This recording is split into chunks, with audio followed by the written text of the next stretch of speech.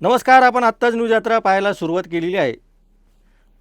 आजची देशाची परिस्थिती लक्षात घेता एक मनात विचार असा आला की पंतप्रधान नरेंद्र मोदी यांची पंतप्रधान पदाची 12 वर्षे पूर्ण झाल्यानंतर ज्यांना आनंदाच्या उकळ्या फुटत आहेत त्यांच्यासाठी सरकारने एक योजना आणायला हवी. या योजनेमध्ये पंतप्रधान देशभक्त योजना असं त्याला नाव द्यायला हरकत नाही. पंतप्रधान देशभक्त योजनेअंतर्गत पेट्रोल, डिझेल, CNG आणि घरगुती वापराचा गॅस या सगळ्यांमध्ये या अंधभक्त देशभक्तांना किंवा पंतप्रधान देशभक्तांना 25% वाढीव किमतीने हे सगळं विकत घ्यायला लावायला पाहिजे. अर्थात ही सक्तीची योजना असू नये यासाठी स्वयंस्फूर्तीने लोकांनी नोंदणी करावी. भारतीय जनता पक्षाचे सर्व देशभरातील पदाधिकारी, त्यांचे नगरसेवकांपासून तर आमदार, खासदार ते मंत्र्यांपर्यंत अशा सगळ्यांना विनंती करून पाहायला पाहिजे की तुमच्यासाठी पंतप्रधानांनी ही योजना काढलेली आहे आणि तुम्ही या योजनेमध्ये अधिकृतपणे नोंदणी केल्यास तुम्हाला एक कार्ड देण्यात येईल आणि हे कार्ड तुम्ही पेट्रोल पंपावर कुठेही दाखवायचं आणि 25% जास्त पैसे खर्च करून ही व्यक्ती विकत घ्यायची आणि देशभक्तीची एक मोठी संधी या निमित्तानं तुम्हाला देण्यात येत आहे आणि ती संधी तुम्ही गमावू नये असं आवाहन करायला काही हरकत नाही. खरं तर हा प्रयोग खरंच करून पाहायला पाहिजे. फक्त 25% अतिरिक्त पैसे यांचे आमदार, खासदार तरी देतात का, याचा आपण आता अभ्यास करण्याची वेळ आलेली आहे.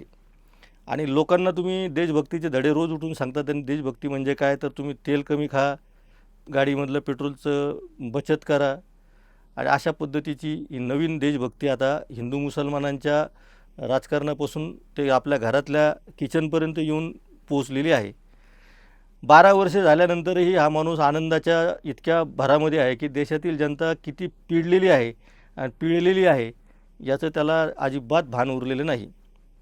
त्यांचे सर्व जे काही दरबारामधले कारभारी असतील किंवा त्यांचे सगळे शिलेदार असतील, हे सुद्धा त्या 12 वर्षाच्या विक्रमाच्या अक्षरशः म्हणजे सगळीकडं हैदोस करत आहेत. आज मी तिसऱ्यांदा एकाच विषयावर बोलतो आहे, कारण या विषयावर बोलल्याशिवाय गत्यंतर नाही. ज्या देशाच्या पंतप्रधानांना आपल्या देशातील 80 कोटी लोक हे मोफत अन्नधान्य घेऊन जगतात आणि त्यांना उदरनिर्वाहाचं कुठलंही भांडवल नाही, अशा देशातील लोकांना आपण 12 वर्षे पूर्ण केलेले आहेत असं सांगतो आहे.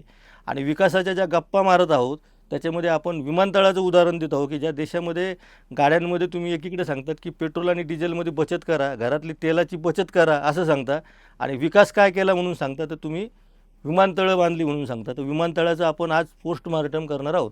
देशभरातील विमानतळामध्ये कशा पद्धतीने आर्थिक उलाढाल होत आहे आणि पुढेही होणार आहे ती तुम्ही मोदी असेपर्यंत थांबवू शकणार नाहीत. तर आपण विमानतळांचं उदाहरण घेऊयात. माझ्याकडे जी आकडेवारी आहे त्यानुसार 2014मध्ये भारतातील विमानतळांची संख्या ही फक्त 74 होती. 2024मध्ये ती 159 झालेली आहे.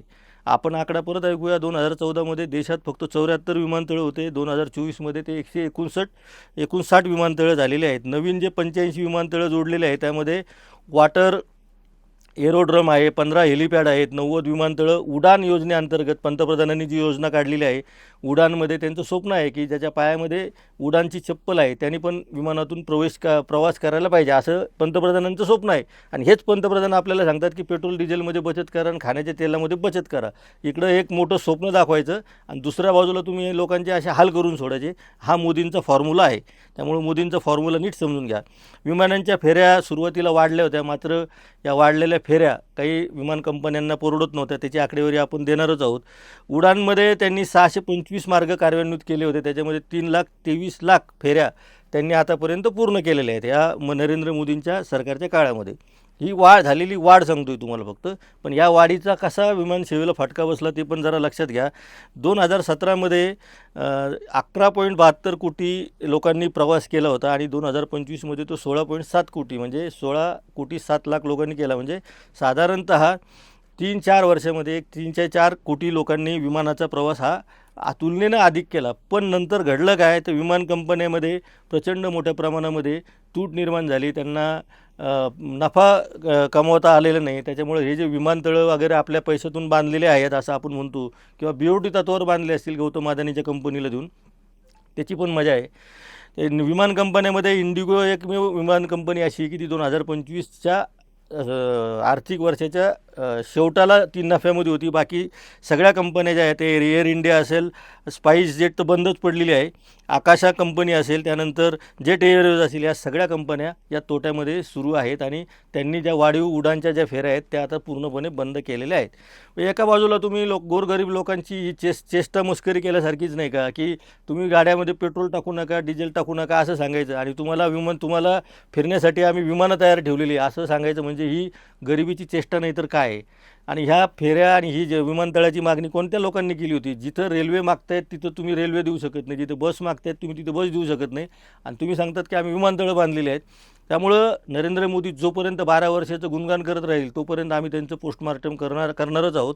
या एका विषयावर आपण हात घालणार आहोत. तुम्हाला या सगळ्या विषयांमध्ये काय वाटतं हे आवर्जून सांगा आणि आपली मतं बिनधास्तपणे नोंदवा आणि पाहत राहा न्यूज यात्रा. हे आहे आपलं चॅनल.